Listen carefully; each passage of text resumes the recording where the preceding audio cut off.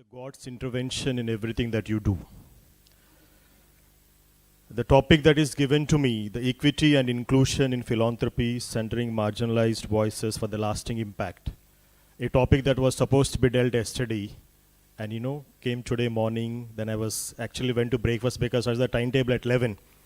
So it also means the blending with the requirements of the time. So you need to run along with the time to make sure that you go where you need to be. So now I straight away go with the topic. The topic is very vast. Yesterday we have already dealt among SDGs, the global view about how the equity and inclusion should be part of philanthropy. I'm here to give the Indian perspective.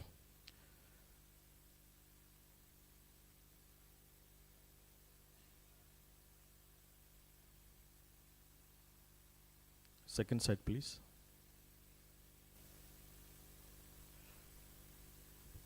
I'm going to cover the whole topic into the following segments. Understanding philanthropy in Indian context, paradigm shift in philanthropy, Gen Z, India in perspective, is culture of giving is at stake or declined, response to the centralizing the voices of the marginalized, India's approach to global changes, and the last SRG intervention. In fact, the presentation what I prepared yesterday was completely changed because there was a lot of overlapping of the topics.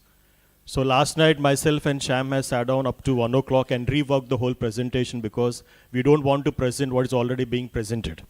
So there's a reason even when I sent to Glenda, there's a completely whole different, the content is completely different.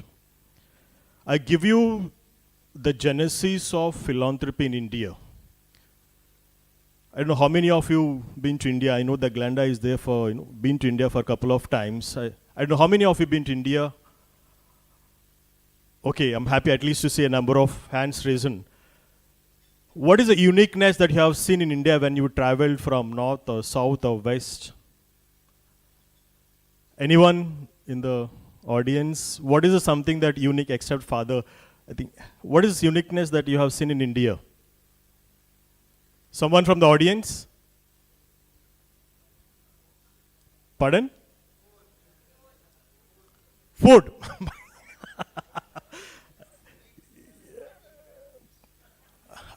Okay. Anyway, now everyone have a different perspective. India is a very, very diverse country. As you said, food is one of the very main ingredients. But let me take you back to the origins of philanthropy in India. As it is shown in the slide, in India, the connection between the religion and giving is especially important, as almost all the religions have some component of philanthropy ingrained in them. Hindus consider dan or giving as one of the greatest virtues and providers of moksha, liberation. In Sikhism, Dasavant, that directs the one to donate 10% of their income in the form of seva, act of assistance or service. Indian Muslims adhere to the principles of zakat or sadaqah to help those in need. Christians in India mostly donate to the schools, hospitals, churches, along with the religious giving. The prominent families and business houses give back to the communities, recognizing their role in supporting social welfare.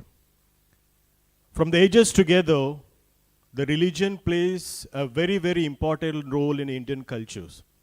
A diverse country with diverse cultures and diverse religions, the aspect of giving is very much part of an Indian culture. Of course, over the ages, the methodology of giving has changed, but the basic ingredients remained in the ethos of Indian culture. Now, why I'm speaking about the philanthropy in India? Equity has to begin with giving. Equity cannot be part of a philanthropy if you don't start giving. It has to be inborn in a culture irrespective of your socio-economical status. It is not always the rich that gives, but every member of a society should have that inborn thirst to give back to the society, whichever the form it may be. It not to be always in a monetary form. It may not be always in a material form. It could be any form that you are capable of giving back to the society is very much ingrained in the ethos of Indian culture. Now, the paradigm shift in philanthropy. Next slide. Historically, giving in India has mostly taken place informally and anonymously. And informal giving still remains in practice across the diverse cultures of India. However, advent of philanthropy and digital giving in India has shifted giving to be more conscious and structured. All forms of individual and retail giving, especially in the digital giving space, demonstrated potential for higher giving rates in future. There is a drastic change in the format of giving or helping in India. Ages back, when someone donates something, no one in the congregation, no one in the society knows who donates for whom. The concept is kept so secretly because it is for the noble cause. People always believe, as the gospel says, if you help with your right hand, let the left hand do not know what is. So it has been practiced very personally and very devotionally in India over the ages. But now, currently, with the digitalization, crowdfunding, the giving has an attachment of a branding. You need to be recognized, you need to be acknowledged, you need to be endorsed. The concept has gone to so much that every funder, every donor need to be recognized. So the ethos of giving is being changing in a cultural aspect of India. Is it good? Is it bad? It is moderate. Is subjected to the perspective of an individual and the perspective of the cause that you are giving for. Next slide, please. To develop a better understanding of these shifts, this study identified and examined the relationship between demographic factors and the drivers of online giving and the new and emerging giving methods in digital space in India. The philanthropic paradigm in India constitutes practices and traditions from the origins of early Indian society, while generational differences and shifts of today are shaping a giving behavior. We are talking about thought leadership. I'm emphasizing on giving behavior. How the current generation of donors or the givers, what is their attitude for the social enterprise? What is their concern for the humanity? What is their concern for the well-being of everyone in the society beyond the front eyes?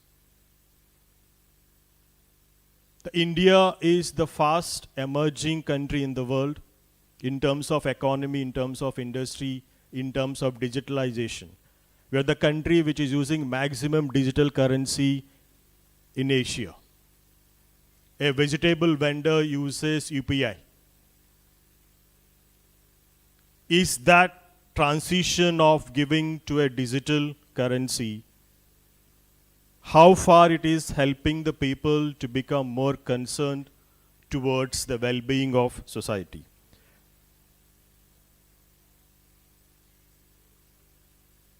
The next slide, please. Here comes Gen Z. I don't know how many of you belong to Gen Z here in India. Sorry, in this group. Gen X. Anyone Gen Y? Indian millennials and Gen Z are the largest population groups in the entire world, which undoubtedly holds great significance for the both modern philanthropy and the digital age, even more so in India, where both the generations are driving the evolution of India's economic and a digital revolution. Hence, the research study was designed to understand the emerging trends in the Indian philanthropic space, with a special attention to the relationship between demographic factors and the drivers of online giving. Why I'm giving you the synopsis, the origin of the philanthropy in India to the Gen Z is equity means the giving. How the transition of giving that has been shaping the world and especially India is the point of concern that I would like to put forward to the audience here. Next slide, please. In an Indian perspective, faith-based organizations, India is multilinguistic, cultural and religious country. There are 9 religions that are born in India. The Catholic communities, the Christian and Catholic communities, we have 174 dioceses across India, north, south, west and east. Latin rites, we have 132 and 0 Malabar 31, 0 Malankara is 11. For those who don't know this, we have a different rites in India in the Catholic Church. We have religious congregation of men 231 and religious congregation of women we have 555 as of statistics from 2013. Now, why I said this, I will come back to the NGOs. In spite of so much of number of presence, the Christian presence in India is just 3.8 to 4%. The percentage of the Catholics and the Christian community over the 3 centuries is just 3.8 to 4%. But what have we done to bring in equity and inclusion in philanthropy by these communities is tremendous. If today the education, health, and the women empowerment is far more what it was, just hats off to the religious, the faith-based organizations that had brought a revolutionary changes pre-independence and post-independence of India. We have just completed 76 years of independence.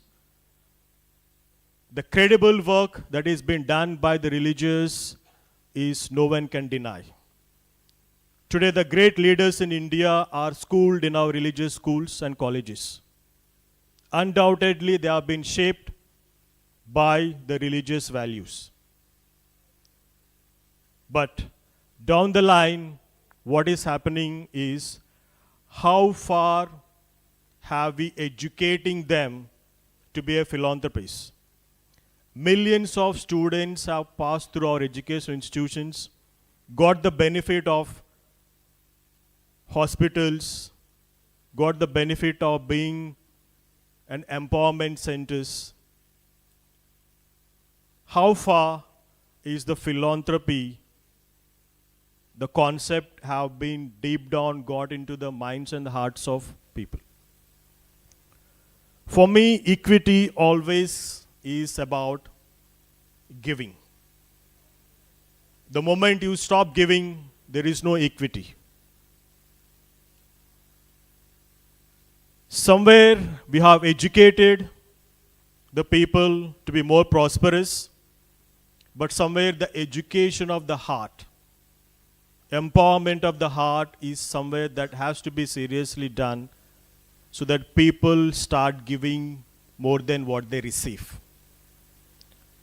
If the equity and the inclusion has to be part of a philanthropy, then the people need to be educated, not only just intellectually, but the education has to be happen through the formation of heart. If you don't believe in principles, it doesn't happen. And religious are in a wake of realizing this very aspect.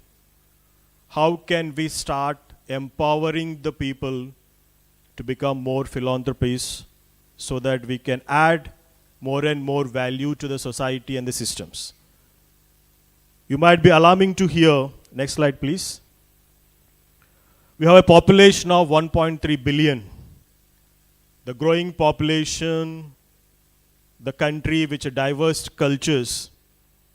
We have, as per the statistics, we have a 3.3 million NGOs that are registered. There are 250,000 of NGOs that are not registered but doing incredible job for 1.3 billion people. The contribution is remarkable, but a lot more to be done. We have 122 major languages which are recognized by the Government of India, and we have 1,599 dialects.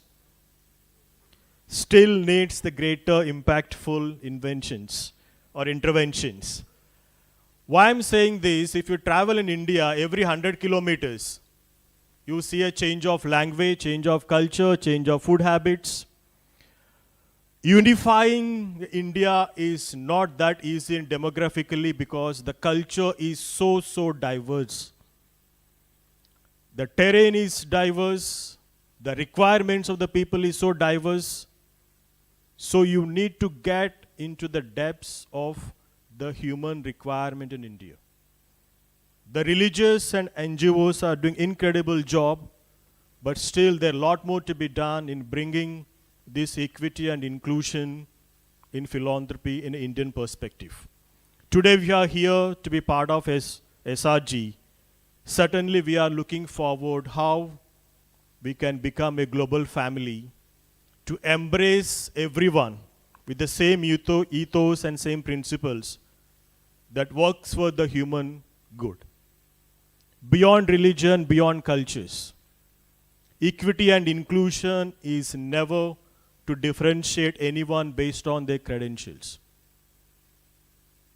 Today, the countries are building up brands, building up names, forgetting the basic requirements of the human beings. The society needs to thrive back and bring back that we are a global family and we are meant to be together. We work together for the common good and for the welfare of every human being beyond any reservations.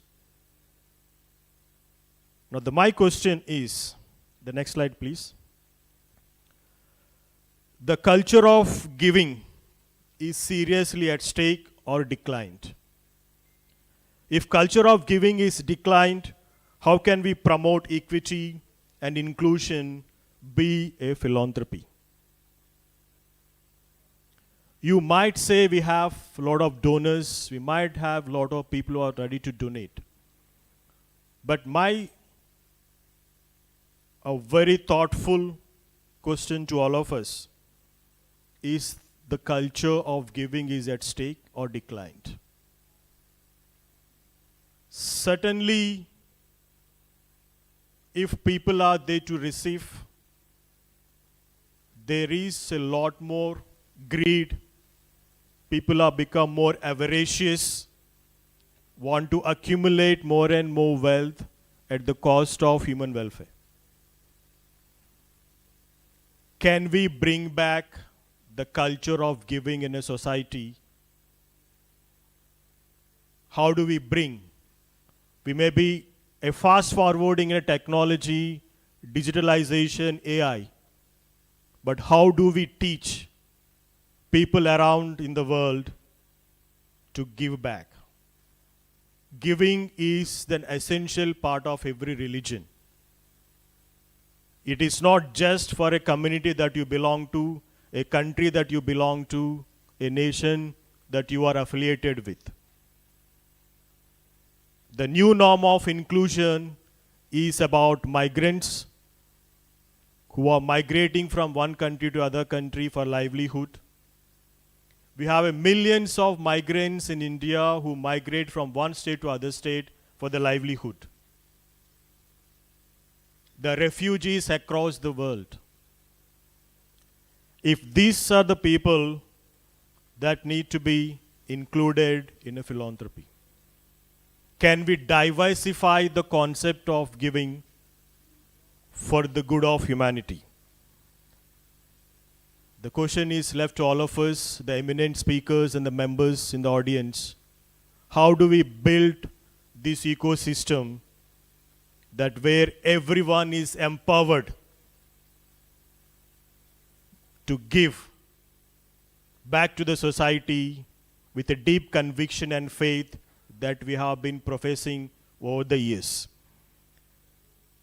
The next slide, please. We have been heard a lot about SDGs. How do we respond to the Sustainable Development Goals in the situation of centralizing the voices of the marginalized? If you look back, 2000 we had a Millennial Goal 7. This is given by UN. Now in 2015 we have 17 goals. The goals are gradually increasing from 15 years down the lines. We have managed with the 7, now we have gone to 15. And certainly after 2030 the goals are going to be increased. But the basic requirement of elements, education, poverty, health remains the same. Why is that so much of an advancing? Still the basic goals remains unattended. Still today there is no proper statistic data which says that any country has achieved either the Millennium Goals or what is the future prospectus of SDGs in every country. Because every country has got its certain areas of focus that need to be re-looked into. And certainly after 2030, the goals are going to be increased. So how are we going to elevate ourselves and to make sure that the basic and the fundamental SDGs have to be taken care to keep up that ecosystem that always helps us to grow together as a family? Next slide, please. For me, marginalized are the vulnerable section. The vulnerability of the humanity is to be heard, understood, and to respond. Identify the rising inequalities within and among the countries as an immense challenge and that must be confronted. Focuses on leaving no one behind. The SDG focus on by 2030, leaving no one behind. Not only entices reaching the poorest of the poor, but also seeks to combat discrimination and rising inequalities within and among the countries and their root causes. Here the marginalized are the ones who have not been heard, not been attended to, and they are not in the main spectrum of the society.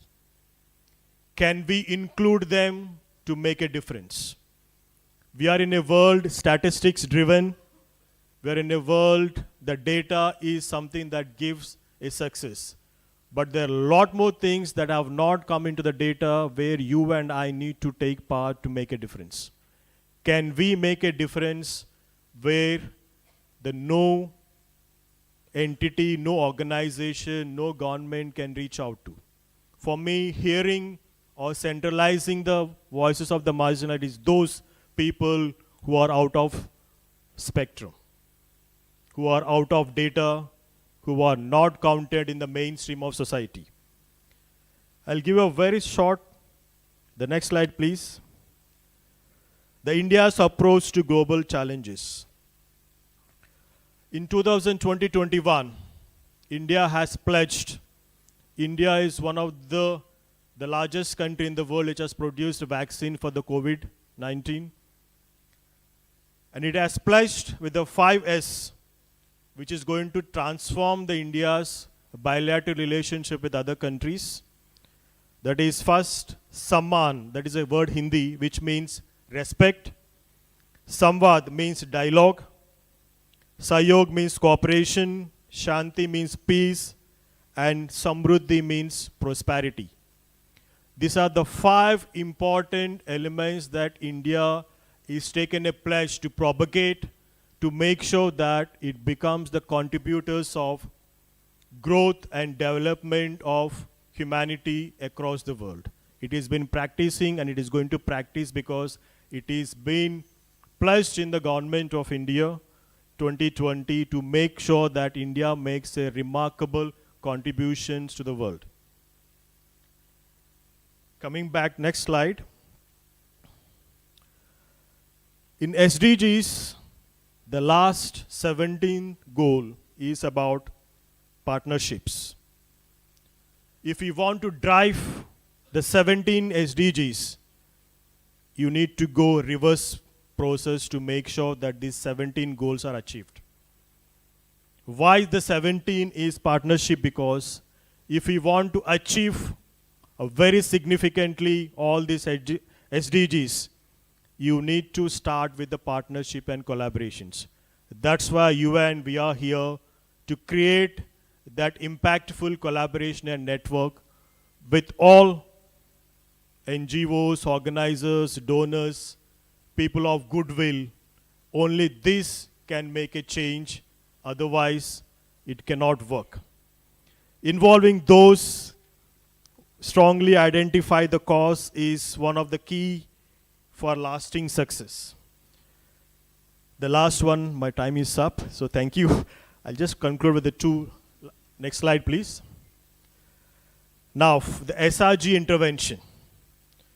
We are very glad Dr. Glenda has visited India 3 times, had meeting with the couple of religious organizations, NGOs, met people, got the glimpse of what India is all about.